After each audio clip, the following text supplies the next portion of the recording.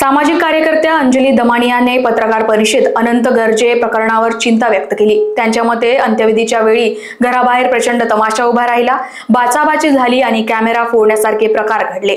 दोन्ही बाजूच्या नातेवाईकांनी अंत्यविधी पार पाडली, मात्र पंकजा मुंडे स्वतः उपस्थित नव्हत्या आणि त्यांच्या पीएद्वारे दबाव निर्माण झाला असा आरोप दमानिया यांनी केला।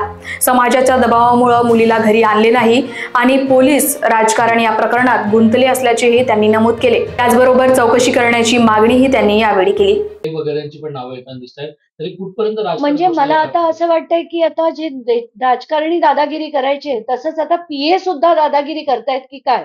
कारण आताच्या घटनेला आपण बघितलं, त्यांच्या गावाकडे पोलीस फाटा होता आणि पोलीस सुद्धा मज्जाव करत होते, सगळं लोकांना थांबवत होते, धमकवत होते आणि हे कुटुंबाचे लोक सुद्धा मीडियाला तुझा कॅमेरा फोडून टाकू इथपर्यंत बोलण्याची मजल जर आज एखाद्या राजकारणाच्या पीएला सुद्धा असेल किंवा त्याच्या कुटुंबियांना असेल, तर आपण आता समजू शकतोय की हे राजकारण किती घाण होत चाललंय, कुठच्या स्तरावर पोहोचलंय आणि हे कुठेतरी थांबायला हवं। पंकजा मुंडे यांनी चौकशी करण्याचे आदेश दिले। हा ना एक स्टँडर्ड डायलॉग झालाय महाराष्ट्राचा की याची चौकशी झाली पाहिजे, निष्पक्ष चौकशी झाली पाहिजे, कोणालाही सोडण्यात येऊ नये। हे तेच डायलॉग परत परत मांडले जातात। पण पंकजाताईंनी हे सांगणं गरजेचं आहे की त्या उपस्थित का नव्हत्या।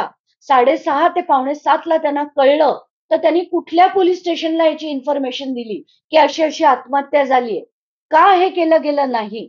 आणि त्या स्वतः ज्या वरळीतच त्यांचं ऑफिस असताना त्यांच्यापैकी तुम्हाला जमत नसेल, तुमच्या ऑफिस मधल्या काही लोकांना तरी मदतीला हात देण्यासाठी पाठवणं गरजेचं होतं, तसं तुम्ही करताना दिसत नाही।